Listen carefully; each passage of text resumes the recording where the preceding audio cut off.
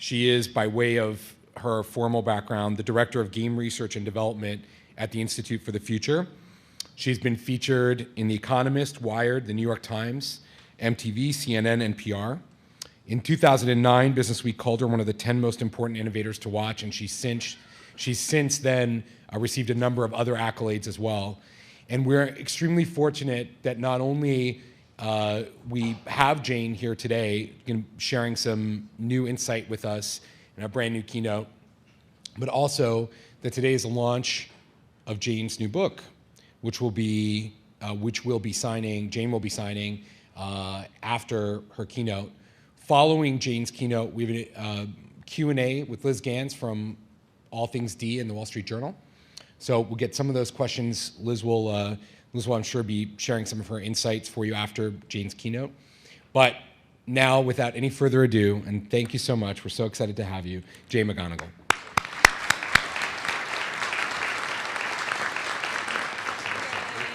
Thank you, Gabe. So this is a true story.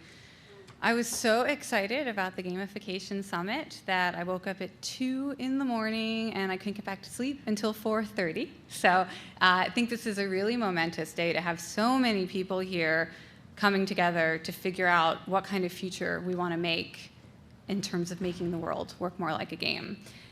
I have a strange request for you a little bit. If you have a cell phone with you, I'd like you to take it out and maybe set it to vibrate. You might have it turned off all the way. And I'll tell you why in a little bit.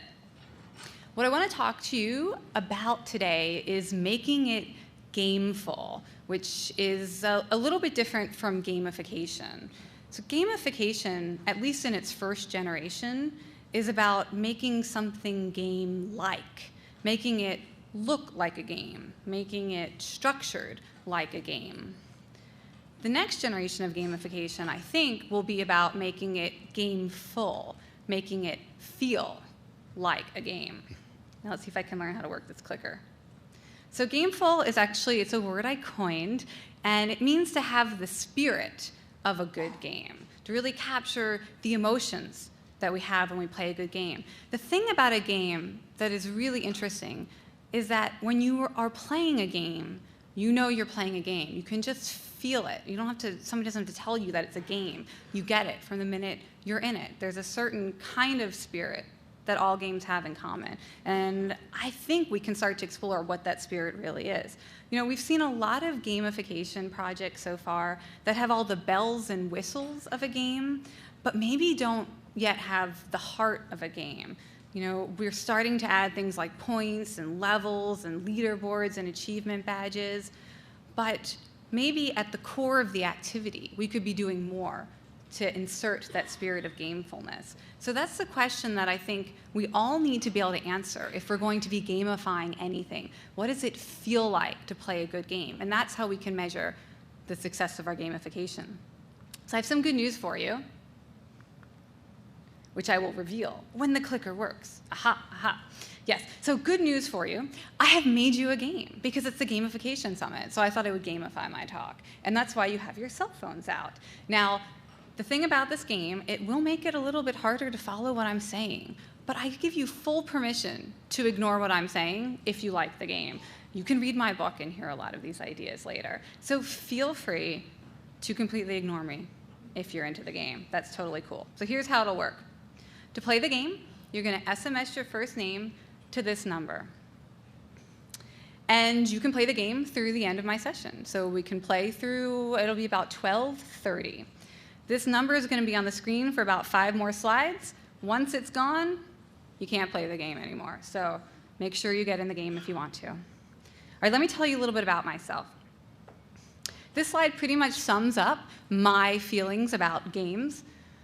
I saw this piece of graffiti in my neighborhood. I show it all the time, so maybe some of you have seen it before. And it really sparked me to think about the fact that when we're in games, we're often better versions of ourselves. We feel more confident. We feel more successful. We're more motivated to collaborate, to rise to the heroic occasion.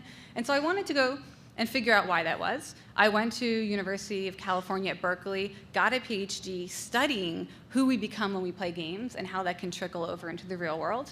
after I got my PhD, I went to the Institute for the Future in Palo Alto, California, and I've spent the last several years there researching this increasingly porous boundary between games and real life, looking at new technologies and new cultural phenomena that can help us take what's awesome about games and put it into the real world. While I've been at IFTF, I published a report that I think is really one of the earliest statements of gamification. It's called The Engagement Economy. It's free online. You can download it if you're interested. And this was really about looking for ways that we could take all of the engagement of games and put it into our real-world work and our real-world products and services. So I encourage you to look that up if you want. It's the last slide to get the phone number. If you're thinking about playing, this is it. So it all leads up to my writing this book, which is out today. So the happy birthday to my book. And this book presents 14 things that are not as engaging in the real world as they are in games, and proposes 14 ways that we can fix that. I'm going to talk to you about just 2 of those fixes today. But first, I should tell you, if you're going to write a book about why we should make the real world work more like a game, you have to have a pretty good definition of a game, because people are like, what does that mean? Does that mean there's going to be 3D graphics everywhere, and there's going to be like virtual swords, like games, winners? What does it mean? So I have a definition for a game. I really like this definition. This is actually not my definition. Somebody else coined it. A guy named Bernard Suits, a great philosopher of play, and I've adopted it as my own. So this definition is that games are unnecessary obstacles that we volunteer to tackle. Now notice there's nothing in here about interactivity or winning or competition or graphics or missions. All we have are unnecessary obstacles that we volunteer to tackle. Now what does this mean? Let's look at a timeless game, a game that absorbs countless hours every week. Golf. Now in golf, you have a goal. Your goal is to get a tiny little ball in a series of holes. Now if this were real life, what would we do to achieve this goal? We would walk over to the hole and we would drop the ball in the hole. But for some reason, because we're playing a game, we agree to stand really far away from the hole and use a stick to hit the ball. And to make it even more complicated, we put traps and hazards in the way. Now, if this were real life, what would we try to do? We would try to invent a process in which you could get the balls in the holes as fast as possible, as efficiently as possible, make it as easy as possible. But instead, because we're playing a game, we make it as challenging as possible, right? Why do we do this? Why is it that golf becomes a game when we make it harder? Well, the key word here is eustress. This is a term that means positive stress. And the thing that all games have in common is it creates positive stress in our lives. Eustress is identical physiologically, biochemically, to negative stress, right? We get our adrenaline going, our heart pumping, we maybe breathe harder, our concentration and attention centers of the brain become much more focused and heightened. It's physiologically the same thing as when we're encountering a danger or a threat. But because we've chosen a particular challenge, we experience it as a positive physical sensation. We experience it as an opportunity to challenge ourselves. So we start to see things as challenges rather than threats, as opportunities rather than dangers. And when we're under a state of eustress, it drives our performance. So we're more motivated, we're more likely to set ambitious goals, we're more likely to reach out to others to achieve those goals, and we become these heightened versions of ourselves. We love to have this feeling, and that's why we play games most often when we're bored. There's this great quote by the dramatist Noel Coward. He says, you know what? It seems to me that work is more fun than fun. And this is something I absolutely believe that games have shown to be true. Games are work that we volunteer for, challenges we volunteer for, in order to create a state of eustress, a positive stress. We don't like hanging around being relaxed. When we're bored, when we're frustrated, when we're uninspired, we want to tap into that feeling of being challenged to become better versions of ourselves. So look at the most popular games today. These are nothing but unnecessary obstacles. Angry Birds. I've read that this will take, I believe, 200 million minutes worth of time every day this week from players playing this game. And what are you doing? You're doing this obstacle of trying to tear down pigs' houses. You're getting revenge on the pigs. This is totally unnecessary work. And you've got this ridiculous, absurd way that you have to do it by sending birds through a slingshot. But we do this because we would rather feel challenged than to be sitting around feeling bored, right? We want that little bit of eustress while we're sitting on the train or we're in the meeting. Take Dance Central, for example. If you wanted to dance, why don't you just dance? But lots of people play this game who would never dance in ordinary life because it turns dance into a series of unnecessary obstacles. You have to dance like that person. You have to learn specific moves like Superman or Raise the Roof. You guys know this, you're playing Connect, right? So we can unlock our ability to dance when we put these unnecessary obstacles in the way, because now we're under eustress instead of negative stress where maybe we feel socially awkward, right? Farmville. What do we even have to say about Farmville? Farmville is work. Farmville is super work. I know because when I was writing my book, I was playing this game for an hour in the morning and an hour in the evening because it was the only thing that I could do that felt productive. Writing my book did not feel productive. It felt like I would never be done and I had no idea if it was any good, but I could go onto my farm and I could make my farm perfect and help all my friends, right? And we know this is work. Even games like Call of Duty, right? The #1 pastime for soldiers who are actively serving in the military, in the US military, is playing Call of Duty and Halo. When they're not serving in the military, they escape by serving in the virtual military. It's crazy. But when you talk to them, they talk about the positive feelings that they have of being so able to control and succeed and be powerful in these military environments. It doesn't make sense. They escape to exactly what they do in real life, but it's eustress. And then, of course, you have World of Warcraft, which is an example that I love, because in order to get to the highest level, where many players say the fun really starts, you have to put in, on average, 600 hours of gameplay. Now, what kind of system is there that you would have to put in 600 hours just to get to the fun part, right? It's really incredible how we are drawn to this unnecessary work, because the quests, they challenge us, the raids, they challenge us. This is such a wonky clicker. Now, I'm obsessed with this number because I think it's a great number to share with potential clients or people in your organization when they ask, why do you want to gamify? What are we really going to get out of gamification? You know, so 5.93 million years is how long people have spent going around tackling unnecessary obstacles in World of Warcraft. And this is a great number because 5.93 million years ago was literally the moment in human history that our first ancestors stood up. The very first primate stood up. So we spent as long playing World of Warcraft as we have evolving as a human species. And it's not just World of Warcraft, right? Come on, awesome slide. You can do it. So we're spending quite a lot of time playing these other games too, right? 3.2 years for Bejeweled.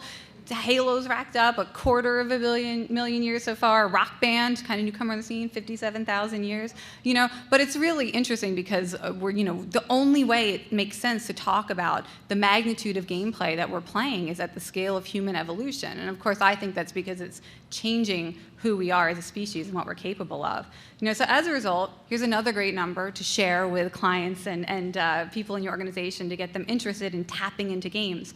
We invest 3 billion hours weekly as a planet playing online games because we are not challenged enough in our real lives. We are not positively stressed enough in our real lives. You know, there's a comment earlier on a panel that I would actually provide a twist to. I don't think gamification is about making things fun and easier for our players or for our users.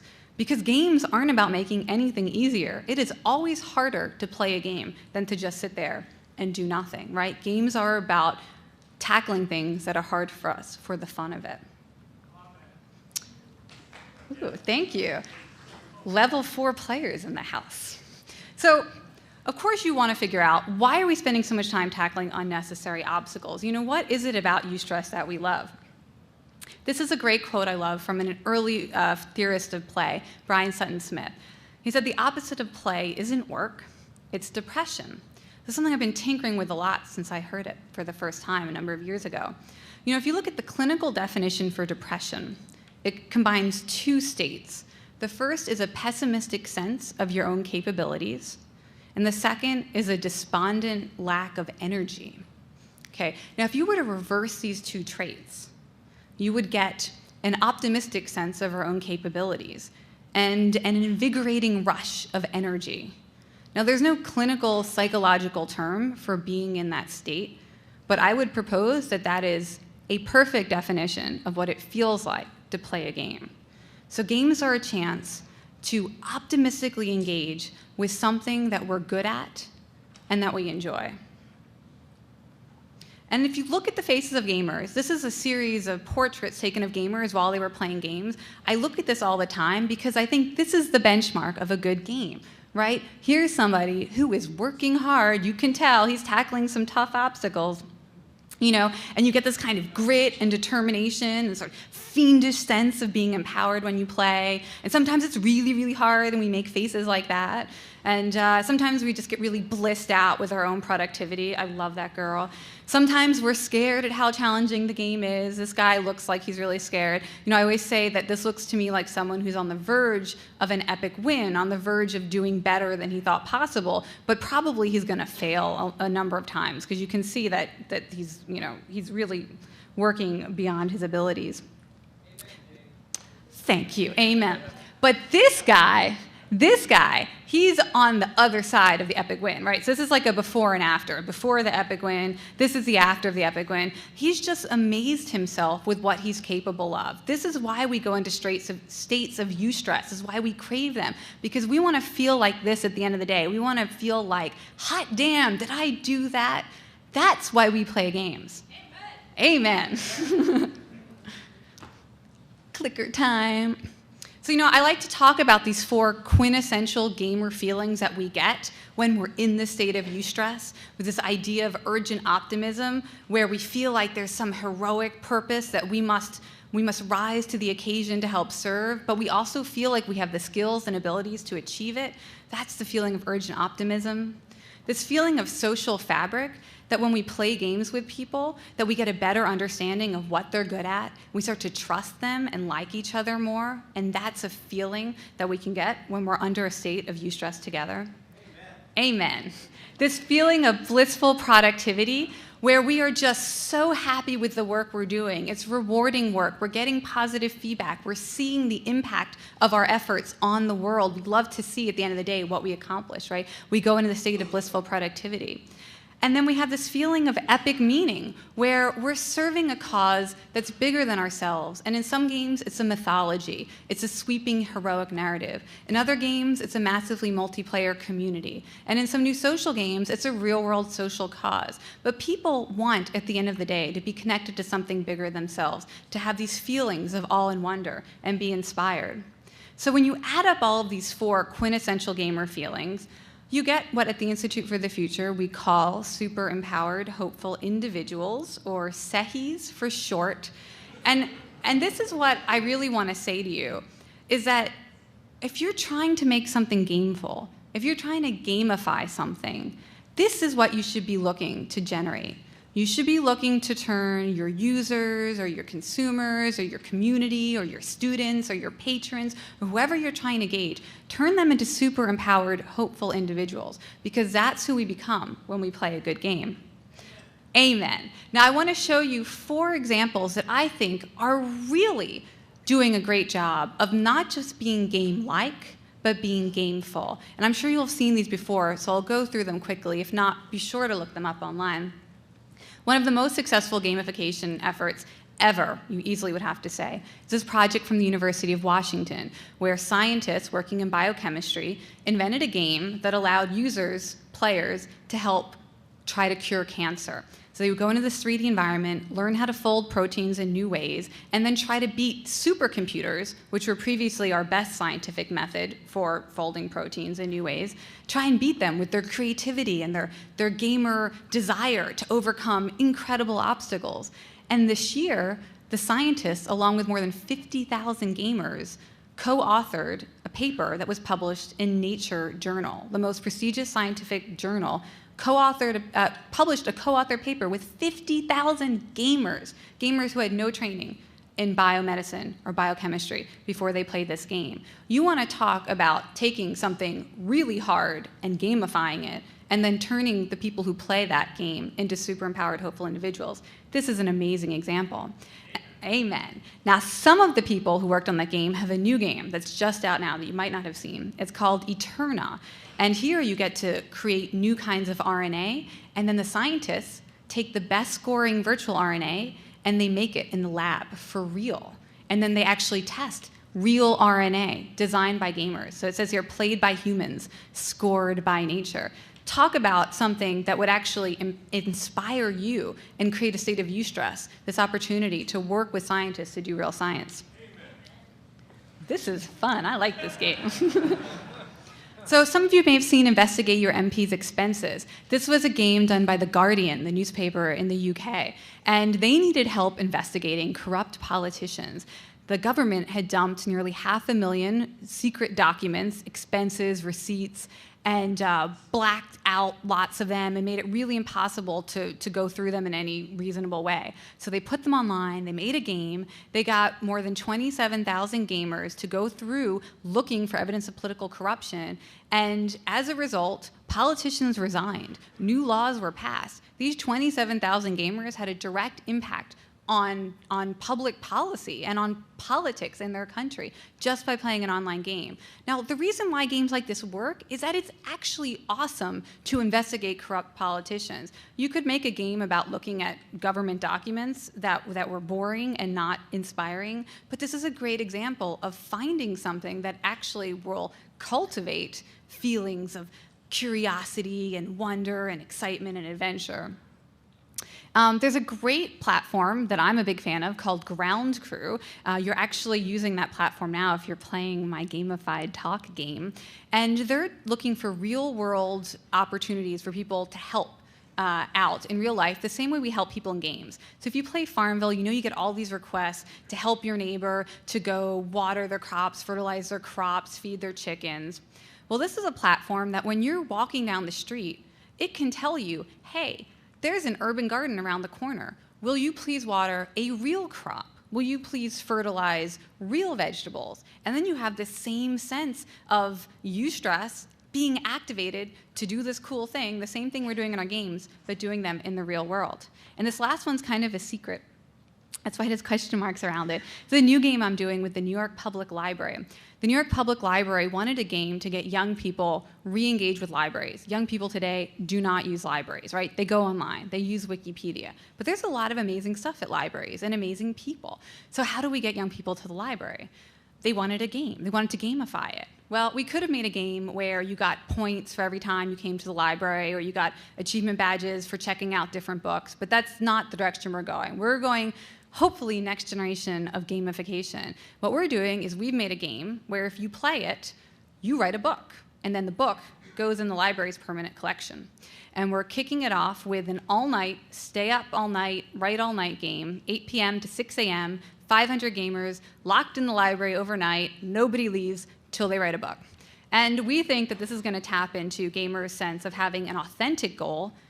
Many, many young people want to write a book. We're going to help them achieve something that feels super empowered. And then hopefully we'll change their relationship to the library. Once they have a book in the library, that library becomes home.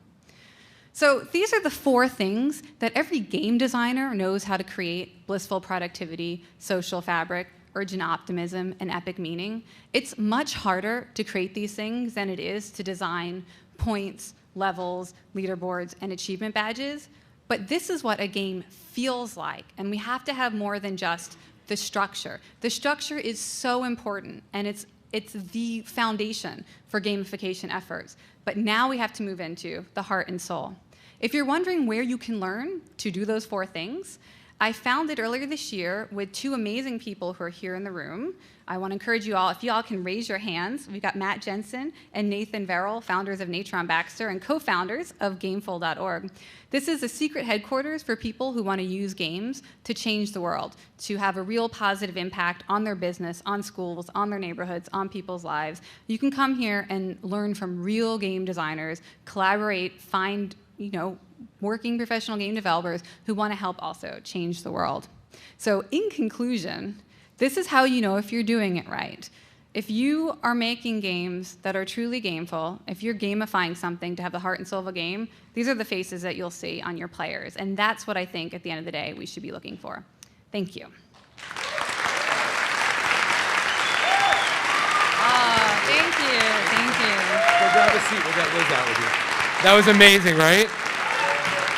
Awesome. Awesome. Now, just every minute of that was inspiring. Thank you so much. That was really tremendous, and it was really great to hear that, Jane. Tremendous, tremendous. I want to introduce to you all Liz Gans. Liz is the senior editor of Network Effect at All Things D in the Wall Street Journal. Many of you know her. She's been a business technology reporter since 2004.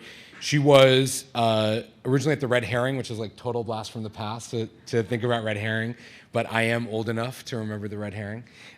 She was the second employee at tech blog Gigome, and she covered the rise of the social web there, which is probably where most of you know her from. And Liz is going to spend basically the next 15 minutes or so in a kind of casual Q&A with Jane over there. So I want to welcome Liz to the stage. And afterwards, we'll have a chance for Q&A with the audience. So thanks so much. Welcome, Liz. Yeah, we'll get you some. Hi, I'm Liz. I know usually after a church revival session, you don't sit down with the preacher to ask them questions, but I feel kind of like that's what I'm doing.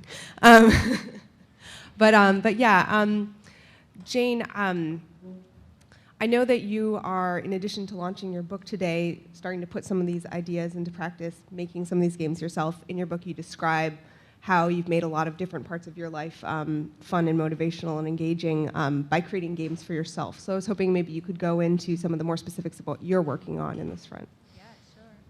All right, so I had a funny thing happen to me while I was writing the book, which was I hit my head and had a mild traumatic brain injury, a concussion, and it didn't heal properly. So after 30 days, I still couldn't read or write. I couldn't, think clearly. I couldn't be social. This was like really problematic when I was on sabbatical to write a book, and I couldn't even read or write. And it was a very stressful time full of depression and anxiety. It's one of the problems with head injuries is that it provokes feelings of depression and anxiety at a neurochemical level. So in addition to being actually depressed about what's going on, you're also incredibly biochemically depressed. And my doctor told me that in order to break, to get better, I had to break that cycle because depression and anxiety prevent the brain from healing. So I wound up making a game to help me get better. And I credit that game with saving my life. It's called Super Better. I write about it in the book. But I have a new company called Social Chocolate that actually our director of design today in the orange hat, if you're interested in hearing more about our ideas. One of our first games is this game Super Better. We're doing clinical trials, and we're trying to make it possible for people with any injury or illness to feel gameful about the process of getting better, to sort of reduce the suffering, increase the social support, increase the optimism, and really the clinical trials will be starting this spring on that game, so really excited. And I should mention that the reason I awkwardly carried my laptop up here is because I was hoping that I would be able to incorporate questions that you're tweeting. So my handle is my first name and my last name, Liz Gaines, so Lizgannes. I think it's probably easiest if you just send me an @ message and I'll look at it right here. So what does that mean? How will you release this game? What platforms will it be on, and when might we when might we expect it? So yeah, we're hoping to have it be playable in a beta version by the public this summer. And there will be an app version and also an online version, and it will connect with all kinds of social media. So you're meant to play this game with close friends and family. So one of the things that we know about illness and injury is that it can create a lot of social isolation. People sometimes pull away because it's an awkward situation. They don't know how to help. They want to help, but they can't, or it's just very stressful, you know, and relationships can shut down. So this is a multiplayer game, so it can tap into your Facebook, your SMS, your Twitter, and get your friends and family re-engaged with what you're going through, but in a way that's an unnecessary obstacle, right? Instead of this horrible thing that's happened to you.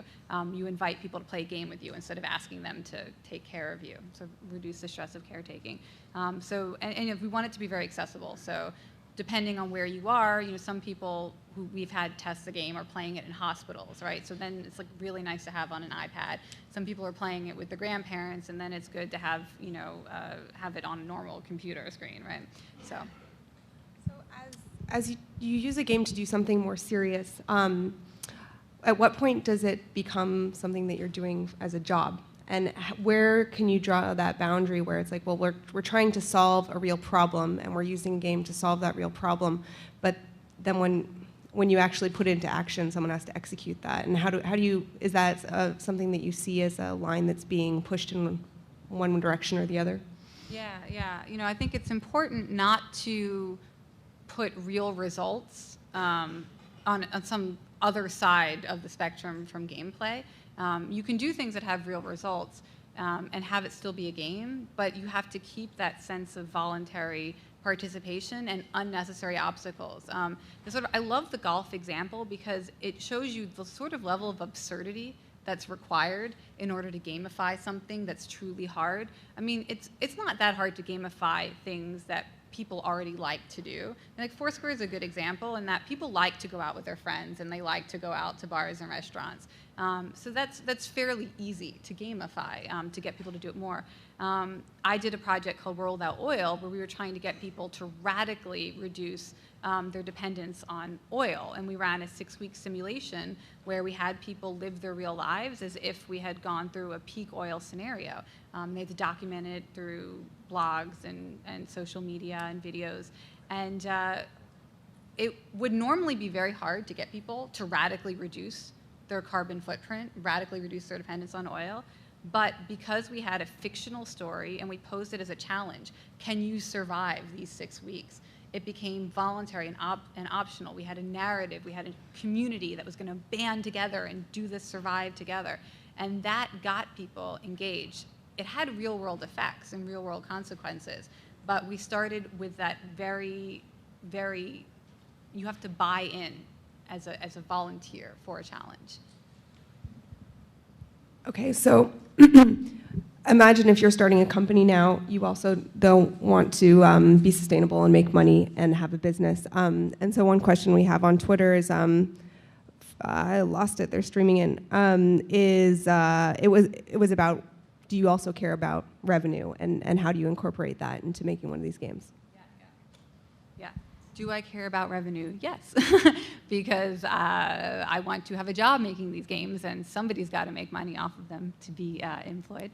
So, one thing that we're doing at Social Chocolate, we're making a number of games, and we're really inspired by the virtual goods economy. We're inspired by virtual goods that are tied to real-world causes, so that when you're spending money, that portion of it goes to real-world causes. And so we are looking to implement sort of the whole economy of gaming.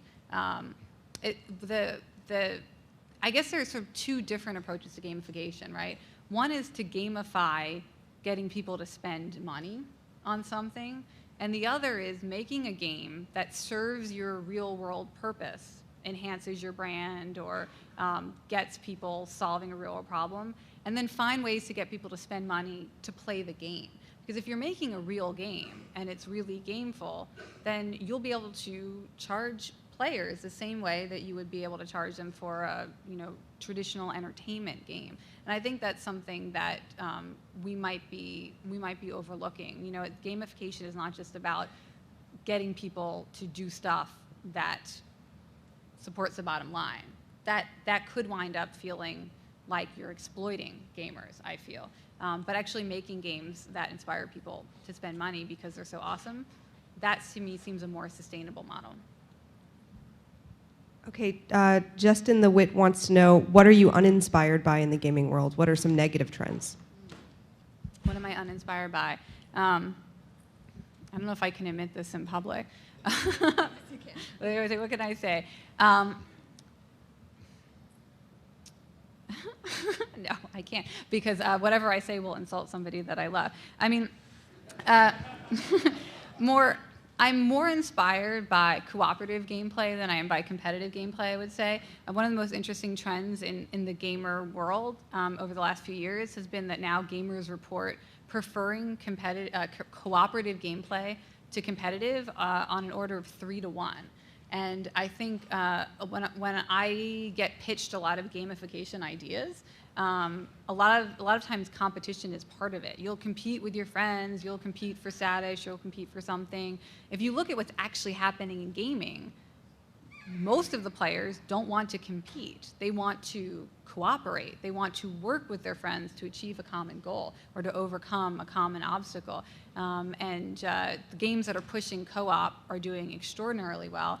And I think it's worth, I really think everyone who's working in gamification should be looking at what's making the entertainment gamers happy as a signal for what's going on. Another thing that's really exploding in the game industry is a backlash against achievement badges. There are a lot of game designers and gamers who feel like they distract from the authentic experience of playing a game.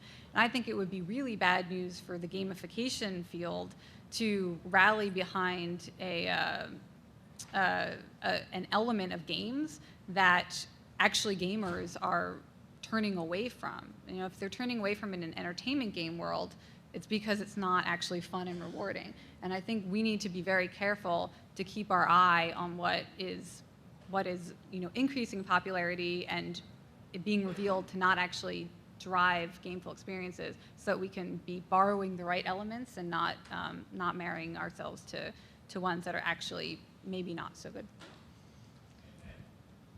That still counts. Clock's still going on the game. Nice.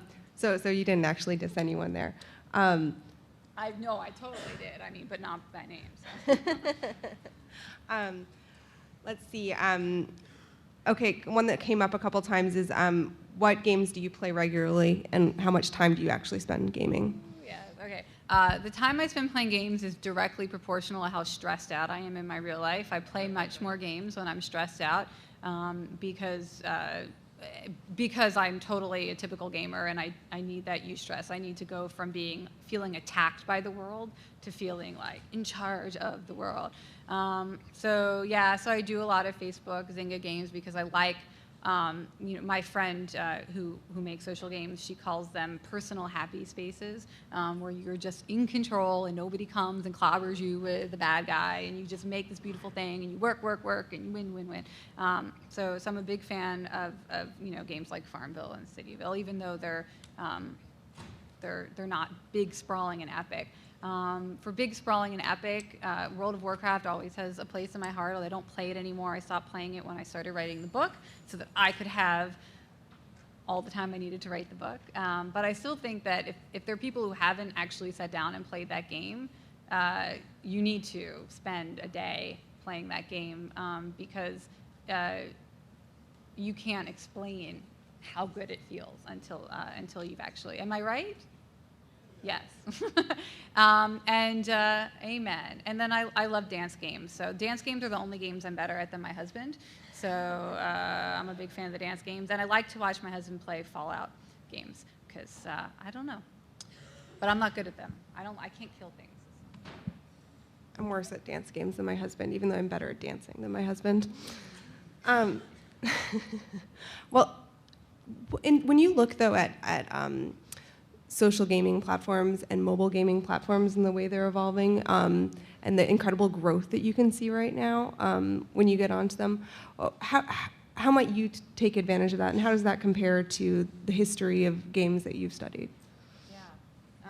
Well, I think the best thing that we're seeing is that people are using games to stay connected with people they care about, that these games have kind of two purposes. They have the personal purpose of I feel good when I play this game, but they have this sort of added utility of and I've checked in with my mom today, and even though I don't work with these people anymore because I work at a different office, I'm still in touch with them, every week, and I feel like there's still social ties. And I think that added benefit of games is taking us closer to where games are no longer an escape from reality. They're adding to our real lives. Where I hope to see games go, games of all kinds, both gamified games and traditional entertainment games, is that they support our real life goals of strengthening our relationships or improving our fitness or making us more ambitious, or just having all the positive emotions that we want. So I think that's the best part of social games, is that it's making games real in the way that they connect us to real world friends and family. Amen. You're also invited to ask questions at the mic. I'm sorry, I didn't mean to make you have to sit at your computer and ask me a question when you're all right here. Maybe I do too much game playing and focus on my laptop. Yeah, I know. I just got to level 44 in Citadel last night, and I felt really bad about myself, I have to say. You felt bad? I did, because I want to have positive reinforcement from other things in my life than like. Oh yeah, well, so here, okay, this is like actually a big deal, right? There's a big study that came out that's really controversial, and a lot of game developers like want to pretend that it doesn't exist. And I'm not saying for sure that the science is totally valid. People are looking at it now. It has to be replicated. Big study came out this week looking at the connection between excessive gameplay, which they calculated more than 20 hours a week, and depression, anxiety, and social phobia. Not that you have any of these, but looking at young people who play more than 20 hours a week, if they are prone to depression, anxiety, or social phobia, that the game becomes such a powerful source of reward, success, social connection, that they seem to be demotivated from trying to pursue social connections in real life, or to do well in school, or to solve a real world problem. That the game does such a good job of offsetting all of that, that it can create a kind of a spiral away from actually dealing with these problems. If you play for less than 20 hours a week, it appears to help treat them and get you through the dark times, and then get you back to reality. I think this is a really important study. There have been a number of studies that show if you play more than 20 hours a week, it can create problems. So that's interesting to me to think about. Right now, games take us away from reality if we play them too much. If we gamify the world, and the games are connected to real schools and real jobs and real spaces and real goals, then maybe 20 hours a week will no longer be the tipping point. Maybe we'll be able to play for 40 hours a week, and it will be as good for us as it is to play 20 hours a week now. Sorry, I don't have Twitter. Are there things? I don't know. I just stumbled in. That doesn't count. But I have a lot of free time in my life. It's unbelievable. And I get things done.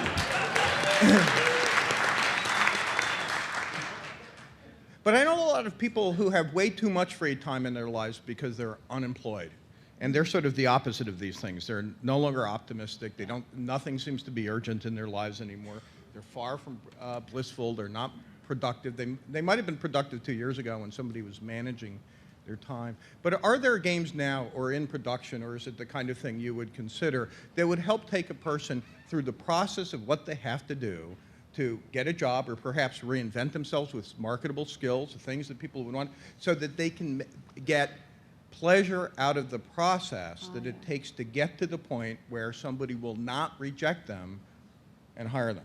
Yeah, that is a super cool idea, and it is tremendously needed. I mean, I've heard a number of people talk about the need for a game for people who are unemployed and figuring out what the next step is. The best game example that I think you could actually look at now and play that could serve as a kind of inspiration for doing that is a game that I helped make last year for the World Bank Institute called Evoke, E-V-O-K-E. Yay. Evoke is a 10-week crash course in changing the world, we call it.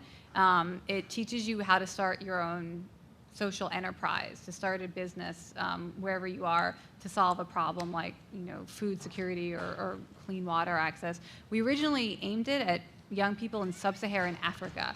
And what happened when we launched the game is we had all of these people in the United States who were unemployed or underemployed, or millennials who graduated from college and are the 1 in 3 who never found the job, play the game, which we hadn't made it for that group of people, but they're like, we need jobs, we need to start enterprises, we don't know how to do this, and we want those skills too.